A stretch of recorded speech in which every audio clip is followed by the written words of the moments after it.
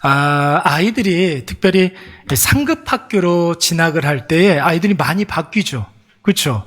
유치원에서 초등학교 올라가고, 초등학교에서 중학교 올라가고, 이럴 때 아이들이 이렇게 쑥쑥 자라는 것이 많이 보이게 됩니다. 제가 이렇게 아이들을 놓고 보니까 특별히 중학교에서 고등학교 올라갈 때 아이들이 가장 많이 크고 마음도 깊어지고 또 여러 가지로 많이 변하는 것 같아요.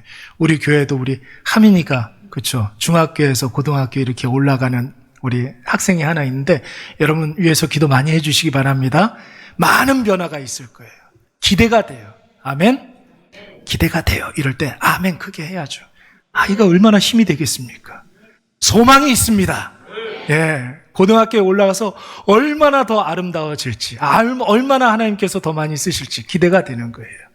또 여러분 청년들도 결혼하기 전까지는 여러분 어떻습니까? 내 마음대로 자기 뜻대로 살다가 일단 결혼을 하게 되면 많은 것들이 달라지지 않습니까? 저도 그런 것 같아요, 여러분. 저는 그런 말 많이 했어요. 결혼하고 난 다음에 결혼하기 전에 내 모습이 어땠는지 하나도 생각이 안 나요. 과연 내가 총각 때 어땠는지, 무슨 생각을 갖고 살았는지 아무것도 생각이 안 나요. 그렇게 여러분 결혼을 하고 나니까 많은 것들이 달라지고 변하더라고요. 그래서 여러분 결혼은 다시 태어나는 거라고 그러지 않습니까? 그 변화가 많이 있기 때문에 그런 것입니다. 여러분 이런 생애 주기에 따른 변화도 그렇지만 여러분 일생일대에 잊지 못하는 어떤 사건을 만난다든지 뿐만 아니라 특별한 어떤 사람과의 만남을 통해서 우리 인생의 전환점이 올 때가 있습니다. 여러분 무엇보다도 우리 사랑하는 일회교회를 만나고 난 다음에 인생이 획적으로 바뀌는 전환점을 맞이하시기 바랍니다. 여러분들의 인생에 여러분 전성기는 아직 오지 않았습니다. 일회교회를 만나고 난 이후에 신앙의 전성기를 맞이하시는 우리 모두가 되시기 바랍니다. 여러분 우리가 계속해서 사도행전 13장 말씀을 묵상하고 있는데 여러분 사도행전 13장 말씀에서는 이 사도 바울의 제1차 전도 여정이 나오고 있습니다. 지난 주일날 우리가 첫 번째 전도지였던 구브로 전도를 생각을 해보았습니다. 구브로는 여러분 지중해 연안에서 가장 큰 섬 키프로스 섬이라고 말씀을 드렸습니다. 여러분 사도 바울의 인생에 있어서 이 구브로 전도는 얼마나 많은 변화가 있었던 전도였는지 몰라요. 어떤 변화가 있었는가 가만히 이렇게 생각을 해보니까 먼저 사도 바울이 그동안은 계속해서 혼자 전도를 했거든요. 그런데 오늘 이 구브로 섬에서부터 동역자와 함께 전도하는 그 원칙을 세웠다고 했습니다. 여러분 하나님의 일은 홀로 감당하는 것이 아닙니다. 더불어 함께 감당하는 것인 줄로 믿습니다. 그래서 여러분 이 구브로 전도 이후에 사도 바울은 끊임없이 하나님께서 보내주시는 동역자들과 함께 주님의 일들을 감당하게 됩니다. 두 번째 변화는 어떤 변화이냐면 하나님께서 자신에게 원하시는 일들을 감당할 때 반드시 방해하는 세력, 회방하는 자가 있다라는 것을 깨닫게 되는 거예요. 그래서 지난 주일날 구브로 섬의 총독, 그러니까 구브로 섬 전체를 관할하고 있는 로마 총독 서기오 바울이라는 사람이 예수를 믿으려고 하니까 그 옆에 엘루마, 박수무당, 바예수라고 하는 사람이 방해를 했잖아요. 그래서 사도 바울이 어떻게 했습니까? 그에게 저주를 할 때 네가 앞으로는 다시는 해를 보지 못할 것이다. 이렇게 말했습니다. 여러분 그 즉시 이 바예수의 엘루마, 박수무당의 눈이 멀잖아요. 서기오 바울이 그 모습을 보면서 예수 그리스도를 확실히 믿는 놀라운 역사가 일어난 줄로 믿습니다. 그때 여러분 비로소 바울이 주님이 나에게 주신 이 사명은 내가 감당하는 것이 아니로구나, 성령께서 하시는 일이구나, 여러분 확신한 줄로 믿습니다. 여러분 하나님께서 우리에게 주시는 그 직분과 사명 내가 감당하는 거예요? 내 힘으로? 내 판단으로? 내 능력으로? 아니에요. 천만의 말씀이에요. 성령께서 나를 통하여 하시는 일인 줄로 믿습니다. 그리고 드디어 바로 이 구브로 섬에서 청년 사울이, 그동안은 사울이라는 이름을 사용했었는데 여기에서부터 드디어 이름이 바뀌게 됩니다. 청년 사울, 사울의 이름이 어떻게 바뀝니까? 사도 바울로 이름이 바뀌는 거예요. 바울로 이름이 바뀌게 됩니다. 그동안 예수와 교회를 핍박하던 청년 사울이 이제는 더 이상 사울이라는 이름을 사용하지 아니하고 하나님이 즐겨 사용하시는 하나님의 종 예수 그리스도께서 친히 부르신 제자 사도 바울이라 칭해지게 되는 것입니다. 덧붙여서 마지막 변화 한 가지가 더 있었는데, 바울에게 구부로 전도해서 또 다른 변화 한 가지가 있었는데, 그것이 무엇이냐면, 이제까지는 여러분 성경에서 사도행전에서 바나바와 바울을 표기를 할 때 순서적으로 바나바와 사울 그렇게 이야기를 했어요. 그런데 오늘 이 구부로 바보 전도부터 파포스 전도부터 바울과 바나바 이렇게 표기가 바뀌어요. 바나바와 사울 이런 표기에서 바울과 바나바가, 바울과 바나바는 이렇게 바뀌어요. 여러분, 그렇다면 이 전도팀의 수장, 팀장이 바뀌었다는 것을 의미하는 것 아니겠습니까? 여태까지는 여러분, 바울과 바나바가 전도하기 위해서 이방 땅으로 떠날 때 누가 보더라도 나이가 많았던 바나바가 상대적으로 나이가 적은 바울을 데리고 떠나는 전도 여행이었어요. 그런데 첫 번째 전도지에서 바나바는 바울의 진가를 보게 됩니다. 유대인의 회당에 가면은 유대인들에게 익숙한 구약 성경을 가지고 예수 그리스도를 증거하고, 이방인들을 만나면은 이방인들에게 맞는 상황이라든지 이방인들의 문화라든지 그들의 철학을 가지고 복음을 선포하고, 여러분 바나바 입장에서는 성령께서 바울을 통해서 능력 있게 역사하는 것을 보니까 깨닫게 된 거예요. 이제는 바울 중심으로 전도하는 것이 낫겠다 생각해서 이 전도팀의 팀장의 역할을 바울에게 넘기게 되는 것입니다. 사랑하는 여러분, 우리가 새로운 환경에 간다든지 새로운 시간을 만나게 되면 우리가 다 2025년도를 똑같이 맞이하지 않았습니까? 여러분, 그에 따른 변화가 반드시 일어나게 되어 있어요. 하나님이 그곳으로 인도하시고 그 시간을 열어주심으로 말미암아 우리의 인생에 새로운 길을 열어주시는 줄로 믿습니다. 새로운 환경을 만난다든지 새로운 시간을 우리가 만난다든지 할 때에 우리가 여태까지 한 번도 걸어보지 못한 새로운 길을 열어주시는 거예요. 여러분, 2025년도가 시작된 지 얼마 되지 않았는데 우리는 거의 다 모두가 일회교회에서 다 새롭게 만났던 사람들이에요. 그렇지 않습니까? 이 일회교회를 만나고 이곳에서 함께 예배를 드리면서 거의 이제 만나고 알고 지낸 게 1, 2년밖에 되지 않았습니다. 여러분, 새로운 환경, 새로운 교회, 새로운 시간을 통해서 하나님께서 우리에게 반드시 새로운 길을 열어주실 줄로 믿습니다. 이제까지 받았던 은혜도 너무나 풍성하고 너무나 귀한 것이지만 앞으로 받을 그 은혜는 더 풍성할 줄로 믿습니다. 그래서 여러분, 은상과 은혜, 놀라운 은혜가 여러분 가운데 임하기를 간절히 축원합니다. 은상과 은이 뭐예요? 설상가상에서 나온 말이잖아요. 은혜 위에 은혜로라. 은혜 받고 더블로 더 큰 은혜를 받으라는 거예요. 할렐루야. 여러분, 하나님께서 우리에게 새로운 은혜의 길을 열어주실 줄로 믿습니다. 예수를 핍박하던 청년 사울이 예수의 증인된 사도 바울이 되었잖아요. 누군가를 따라다니던 바울이 전도팀의 수장이 된 것처럼 오늘도 매 순간 우리에게 임하시는 하나님의 은혜를 깨닫고 예수 그리스도의 일꾼과 증인으로 살아가시는 저와 여러분이 되시기를 간절히 축원합니다. 이런 많은 변화를 겪었던 이 구브로 섬 전도를 마치고 이제 바나바와 바울과 바나바는 이제 파포스 섬에서 배를 타고 밤빌리아라는 곳에 버가라는 도시로 가게 됩니다. 밤빌리아 버가가 한 지명이 아니라 밤빌리아는 뭐냐면 경기도 이런 의미예요. 경기도 밤빌리아 지역에 버가라는 도시에 가게 되는 거예요. 그러니까 밤빌리아 지역의 주 도시가 여러분 버가입니다.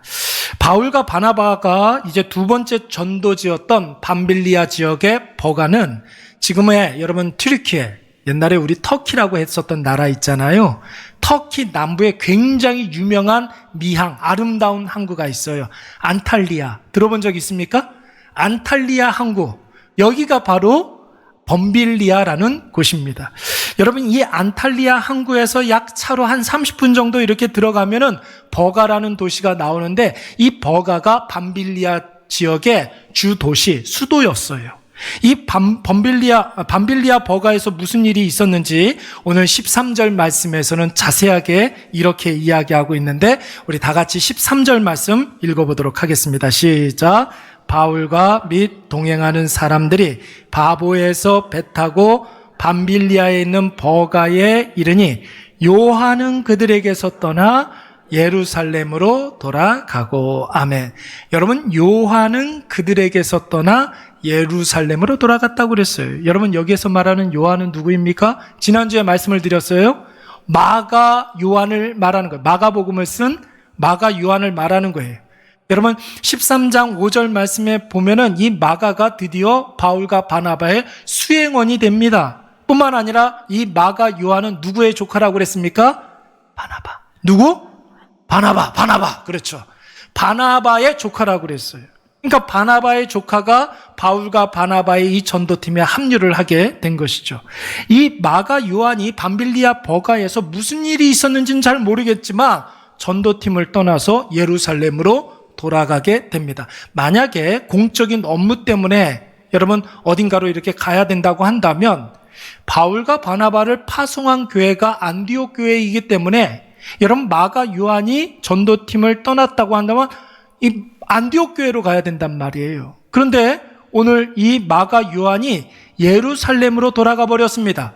예루살렘에는 뭐가 있느냐면 마가 요한의 엄마와 본가가 거기 있어요. 예루살렘 출신이에요. 예루살렘이 이 마가 요한의 고향이었습니다. 그러니까 여러분, 전도가 너무 힘들다고 해서 어디로 간 거예요?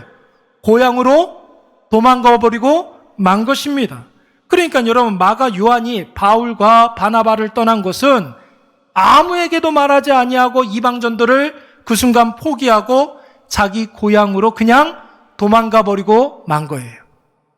여러분, 바울이 전도팀의 팀장을 맡게 되자마자 가장 먼저 만난 사건이 수행원 마가 요한이 도망가 버린 일이니 여러분, 바울이 얼마나 당황했겠습니까? 근데 여러분, 바울보다 더 황당해하고 바울보다 더 당황해했던 인물이 하나 더 있었겠죠? 누구입니까? 바나바겠죠? 왜요? 자기 조카인데 조카가 삼촌한테도 이야기하지 아니하고 무단으로 이탈해 버렸으니까 바나바 입장에서는 얼마나 황당하고 바울 보기가 민망했겠습니까? 여러분, 이때 마가 요한이 왜 야반도주를 했는지 많은 학자들의 견해들이 있습니다. 재밌는 견해들이 있는데 첫 번째 이유가 무엇이냐면 자기 삼촌이 이제 이 전도팀의 팀장인 줄 알고 이 전도팀에 합류를 했는데 삼촌이니까 조금 이렇게 마음도 좀 편하고 좀 그러지 않겠습니까?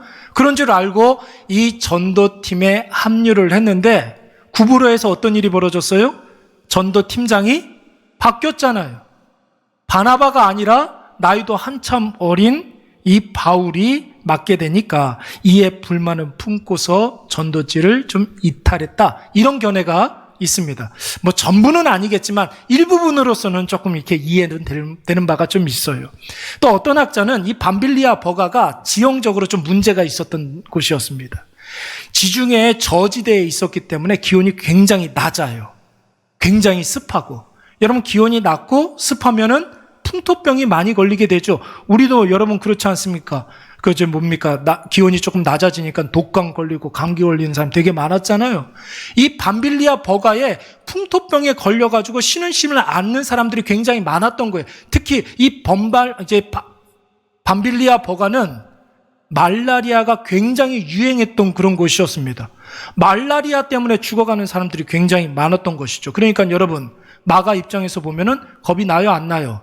겁이 나고 죽어가는 사람들을 보니까 상대적으로 내가 우리 집에 있었으면 지금 뭐 이렇게 편하게 앉아가지고 밥도 잘 먹고 건강하게 있었을 텐데 뭐 이런 생각이 드는 거예요. 그러니까 향수병에 들기 시작을 한 것이죠. 이런 상황에서 내가 삼촌한테 이야기하고 상의를 하면 분명히 바나바 삼촌이 가지 말라고 그렇게 뻔하니까 에라 모르겠다. 문자 차단하고 전화 다 끊고 그리고 예루살렘으로 도망가 버리고 만 것입니다. 그런데 여러분, 이런 상황에서 사도 바울이 다음번 행선지를 어디로 정하냐면, 여러분 14절 말씀에 보니까 비시디아 안디옥이라는 곳으로 다음 행선지를 정하게 되는 거예요. 여러분 14절 말씀에 보니까 버가에서 더 나아가서 어디로 갔다고 그랬습니까? 비시디아 안디옥이라는 곳으로 가기로 결정을 해요. 여러분, 이 비시디아 안디옥은 밤빌리아 버가와는 좀 다르게, 밤빌리아 버가는 좀 저지대라고 그랬죠. 여기는 상대적으로 굉장히 고지대예요. 엄청나게 높은 고원지대에 있는 도시였습니다. 그래서 버가에서 비시디아 안디옥으로 가려면 험산 줄령 높은 산을 하나 넘어야 했으니, 여러분 그 산이 오늘날에도 터키 지방에, 투르키예 지방에 악명 높은, 험하기로 악명 높은 타우루스 산이었어요. 여러분, 타우루스 산. 이 산은 지금도 험하기로 너무나 소문이 많이 난 그런 산입니다. 여러분, 오늘날에도 버가에서 안디옥으로 이렇게, 비시디아 안디옥으로 이렇게 넘어가려면, 제가 그 구글에서 한번 쳐봤어요. 구글 지도로 몇 킬로나 걸리나 이렇게 보니까 200킬로 정도가 걸려요. 200킬로 정도가 걸리는데, 장정 한 사람의 남자가 하루 동안 걸어갈 수 있는 그 거리가 얼마나 됩니까? 30km 정도 된다고 그래요. 그러면 여러분 200km 정도 되니까 여러분 한 일주일 정도로 꼬박 걸어가야 되는 것 아닙니까? 그런데 여러분, 지금도 여러분 차로, 지프로, 이게 좀 그 버가에서 비시디아 안디옥을 가려면은 찝차를 타야 되는데 산을 넘어가야 되니까 한 5시간 정도 걸린다는 겁니다. 여러분, 바울 시대 2000년 전에는 여러분 얼마나 힘든 일이었겠습니까? 그런데 여러분, 옛날부터 이런 험한 산에는 뭐가 있습니까? 강도떼들이 소굴이 있잖아요. 산적 소굴이 있잖아요. 여러분, 도보로 산을 넘어가야 하는 여행객들 중에는 강도를 만나서 목숨을 잃는 일들이 굉장히 비일비재한 거예요. 산적대를 만나서 가진 것을 다 빼앗기고 비참하게 죽는 일들이 다반사였습니다. 여러분, 상황이 이러니까 부잣집에서 굳은 일 한번 하지 않았던 마가 요한이 얼마나 겁이 났겠습니까? 바울이 전도팀장 된 것도 마음에 안 드는데 버가에서 사람들은 풍토병으로 죽어나가고, 그런 상황에서 타우루스 산맥을 걸어서 넘어가야 한다고 하니까 무슨 생각이 들었습니까? 야, 이거는 아니다. 이건 아니다. 이런 생각이 들어서 삼촌 바나바에게도 말도 안 하고 그냥 야반도주를 한 것입니다. 여러분, 보세요. 그런데 오늘 이 마가 요한의 직분이 무엇입니까? 사도행전 13장 5절 말씀에 보면 이 마가 요한의 직분이 뭐라고 그랬어요? 수행원이라고 그랬어요. 수행원. 여러분, 헬라어로는 휘페르테스라고 이야기합니다. 우리 한번 따라서 한번 해보겠습니다. 휘페르테스. 휘페르테스. 여러분, 이 말이 굉장히 중요해요. 그래서 따라하라는 거예요. 이 말은 원래 로마 군대의 해군의 군함, 밑창에서 노를 젓는 노예들을 말할 때 이 휘페르테스라고 이야기하는 거예요. 여러분, 영화에서 많이 보셔서 아시겠지만 배 밑창에서 노를 젓는 노예들은 여러분 배 밖의 상황을 알 수가 있습니까? 없습니까? 창문이 있어요? 없어요? 없어요. 여러분, 선장이 빨리 가자고 하면 그냥 빨리 노를 저으면 그만인 거예요. 선장이 천천히 가자 그러면 북소리에 맞춰서 천천히 노를 저으면 되는 것입니다. 여러분, 마가는 수행원이었어요. 마가는 휘페르테스였습니다. 방향이 정해지면 노를 젓기만 하면 되는 거예요. 북을 치는 자가 바울이 됐든 북을 치는 자가 바나바가 됐든, 그가 있는 곳이 저지대 버가이든 그가 있는 곳이 고지대 비시디아 안디옥이든 그가 가야 할 곳이 타우루스 산이든 아니든 평탄한 꽃길이든 간에 마가는 여러분 자기가 해야 할 임무가 무엇입니까? 그냥 노를 젓기만 하면 되는 것입니다. 여러분, 중요한 것은 무엇이에요? 마가가 나름대로 판단해서 중도에 포기하고 도망간 그 환경을 바울과 바나바는 포기하지 아니하고 끝까지 감당했다라는 것이, 바울도 자기가 휘페르테스라는 사실을 분명히 인식했던 사람이었습니다. 마가도 휘페르테스였지만 바울도 휘페르테스였고 바나바도 휘페르테스였어요. 수행자였어요. 예수 그리스도 하시는 그 일에 수행하는 수행자였습니다.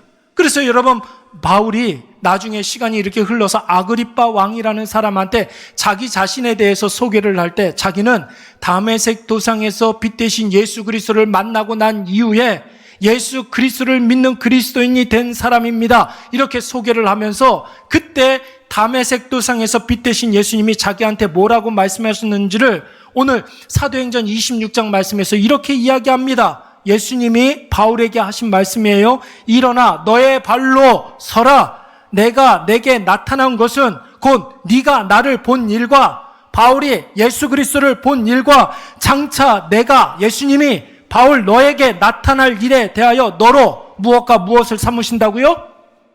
종과 증인으로 삼으려 하신다는 거예요. 여기서 나오는 종이라는 말이 휘페르테스예요. 내가 사도 바울을, 예수님이 사도 바울을 휘페르테스로 부르셨다는 거예요. 증인은 마르투스. 여러분, 이 말씀에서 종과 주인이라는 말이 바로 휘페르테스예요. 마가가 복음의 수행원으로 있었던 것처럼 바울도 여러분 예수님의 수행원이었습니다. 그런데 같은 수행원인데 마가와 바울의 차이가 무엇입니까? 마가는 자신이 주님의 휘페르테스임을 망각해버리고 자신이 자신의 인생의 주인이 되어서 자기 마음대로 자기의 길로 갔던 거예요. 이게 바로 마가의 문제였습니다. 그러나 바울은 여러분 어떻습니까? 자신이 예수님의 수행원, 휘페르테스, 일꾼이라는 사실을 늘 잊지 않고 저지대 버가에서 풍토병을 무릅쓰고 복음을 증거했고, 고지대 비시디아 안디옥에서 유대인들의 테러를 무릅쓰고 예수를 선포했으며, 타우루스 산을 넘어가서 그 산이 아무리 험하다 할지라도, 그 산에 아무리 많은 강대대가 있다 할지라도 무릅쓰고 예수 그리스도의 휘페르테스로 쓰임을 받았던 것입니다. 선장 되신 예수 그리스도께서 방향을 정하셨기 때문에 주님의 수행원 휘페르테스답게 그 길로 나아간 줄로 믿습니다. 여러분, 나중에 바울이 고린도 교회 성도들에게 보내는 편지에서 이런 고백을 합니다. 고린도전서 4장 1절과 2절 말씀에 보시면 이런 말씀이 있어요. 우리 다 같이 한번 말씀을 읽어보도록 하겠습니다. 사람이 시작. 사람이 마땅히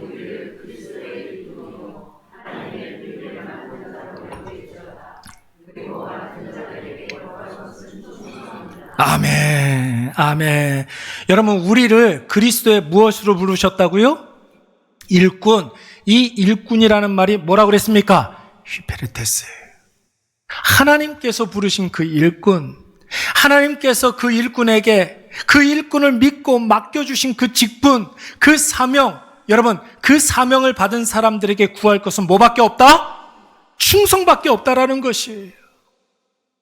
바울은 자신이 주님의 일꾼이여 휘페르테스라는 사실을 분명하게 인식하고 있었기 때문에 여러분, 자신이 마땅히 해야 할 일이 충성이라는 사실을 여러분 너무나 잘 알고 있었던 것입니다. 그래서 그는 자신의 상황과 자신의 형편, 여러분 이런 것과는 전혀 상관없이 주님이 자신을 불러주셨음을 확신하고 주님의 일꾼답게, 주님의 사명자답게, 휘페르테스답게 주님의 사역에 끝까지 충성한 줄로 믿습니다. 여러분, 역사에 만약은 없다고 하죠. 그렇죠?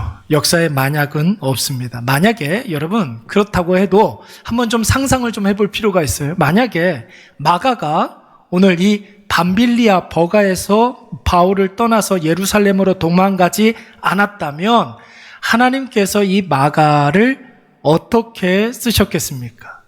한번 생각을 해보세요.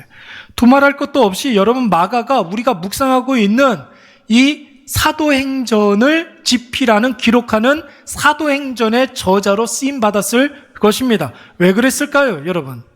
여러분, 마가는 예수님을 직접 봤을까요, 못 봤을까요? 본 적이 있을까요, 없을까요? 예수님의 12 제자들과 함께 모여서 예배드리고 가르치시고 식사 나누시고 그랬던 곳이 어디였어요? 마가의 다락방이었잖아요. 마가가 예수님을 만난 적이 있었을까요, 없었을까요? 있었겠죠. 우리 교회에도 목사님만 보면 그렇게 좋아하는 아이가 하나 있어요. 어떻게 세상에서 저를 그렇게 제일 좋아하는 것 같아. 저희 아내보다도 저를 더 좋아하는 것 같아요. 목사님 하면서 달려오는 애가 있어요. 얘가 이렇게 달려오면 제가 제일 먼저 뭐 해줄까요? 안아주죠. 아마 마가가 그랬을 거예요. 예수님! 그러면 예수님이 이 마가를 무릎에 앉혀놓고 머리에 손을 얹어놓고 기도하고, 여러분 그랬을 거란 말이에요.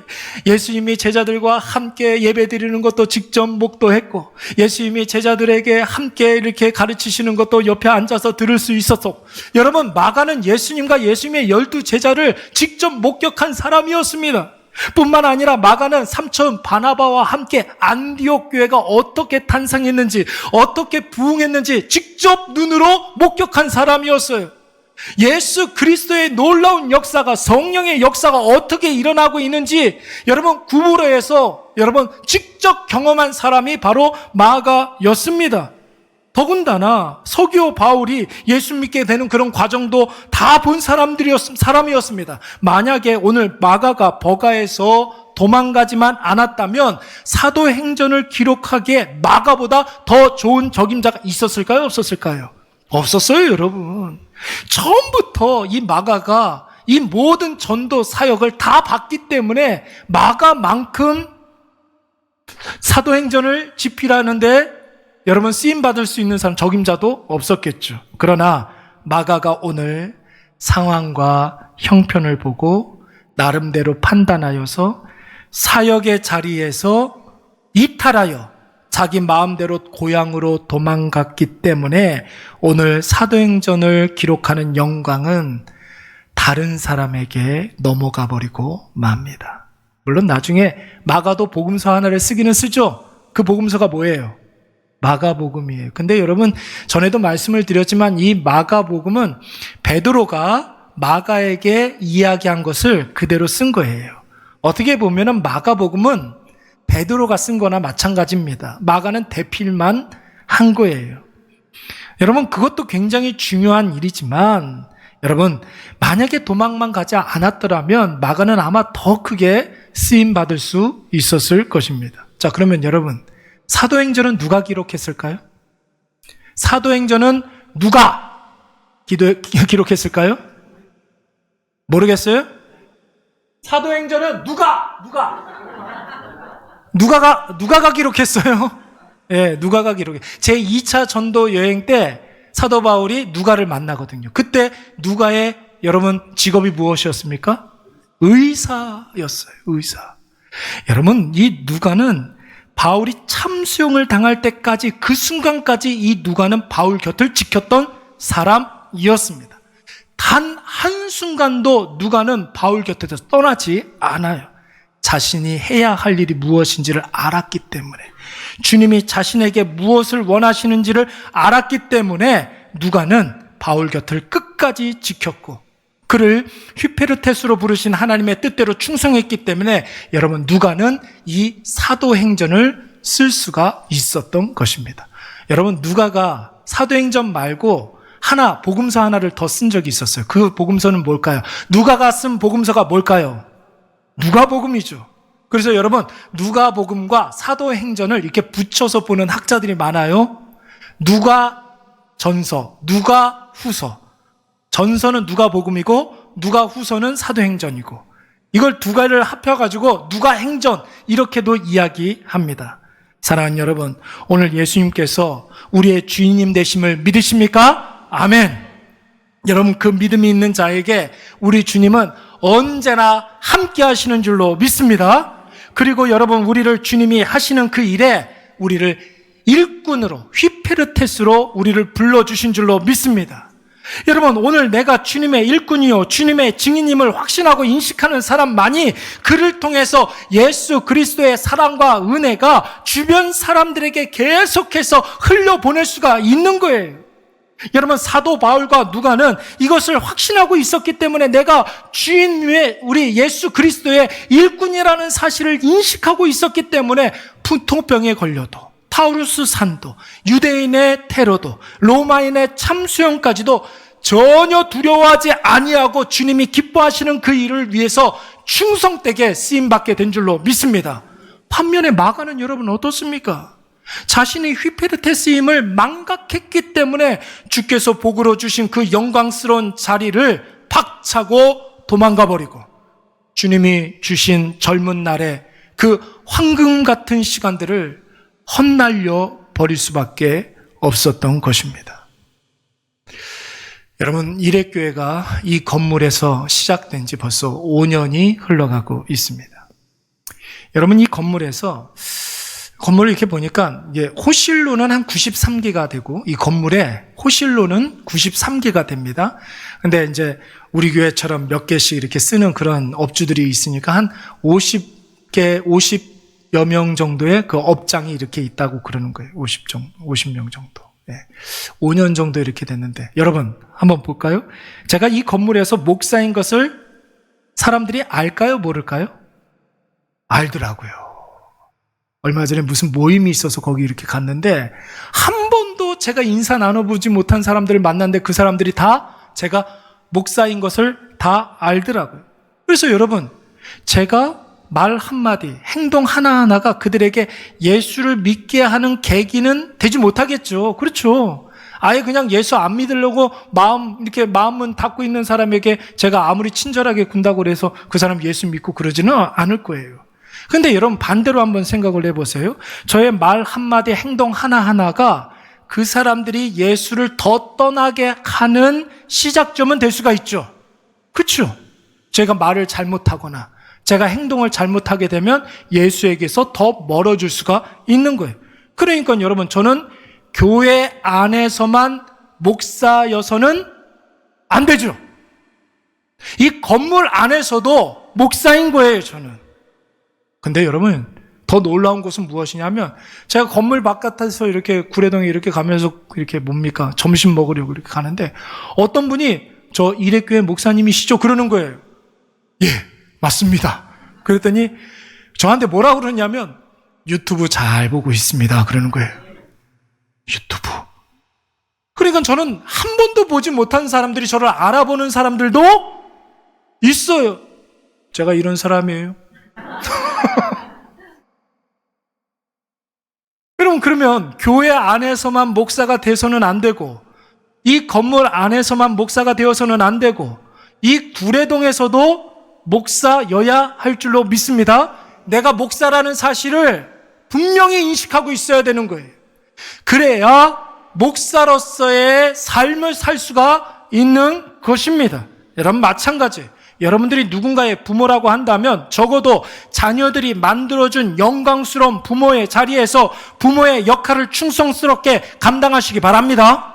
반대로 여러분들이 누군가의 자녀라고 한다면 사랑하는 부모님이 적어도 부끄러워하는 자녀는 되지 말아야 되잖아요. 맞죠? 내가 사랑하는 부모님이 자랑스럽게 생각하는 자녀의 삶을 살아야죠. 내가 아무개의 자녀이다. 이것을 꼭 기억하고 있어야 되는 것입니다. 오늘 저와 여러분을 하나님께서 주님의 예배자로 불러주신 줄로 믿습니다. 그래서 오늘 주일날 우리가 예배자로 이 자리에 온 거예요. 예수 그리스도를 믿는 사람이라고 한다면 주님의 날에 어디 있어야 되겠습니까? 어디 있어야 돼요? 예배의 자리에 있어야 하는 거예요. 예배의 자리에. 그것이 내가 그리스도인이라는 사실을 나타내 주는 거예요. 주일날 예수 믿는 사람이 예배 안 드리고 다른 데 놀러 가고 뭐 그럴 수 있습니다. 그럴 수 있어요? 그럴 수 없어요. 근데 그걸 가지고 누가 뭐라고 그러는 사람이 있습니까?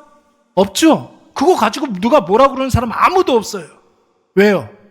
면전에도 대고 당신 그리스도인이라고 하면서 주일날 왜 놀러 다니십니까? 이렇게 얘기할 사람은 아무도 없는 거예요. 그런데 속으로는 다 판단해요. 그렇게 예수 믿을 것 같으면 나는 안 나간다. 예수님이 우리의 구주와 주인님이십니다. 나의 더럽고 추한 모든 죄를 다 사하여 주셨고 나에게 하나님의 자녀되는 권세를 주셨으며 하나님 나라의 놀라운 복락을 우리에게 주셨습니다. 그렇다면 우리도 주님이 우리를 불러주신 그 이유와 의미대로 살아야 할 줄로 믿습니다. 그 예수님이 오늘 예수님이 하시는 그 일에 생명 살리는 일에 우리를 휘페르테스로 불러주셨고 우리를 사용하시기를 원하시는 거예요.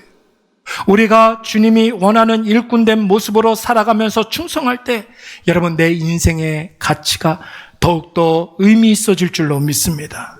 나로 말미암아 예수의 생명, 예수의 은혜, 예수의 사랑이 타인에게 계속해서 흘러갈 줄로 믿습니다. 더욱이 여러분 이 세상에서의 그리스도인됨의 품격이 나타나게 될 줄로 믿습니다.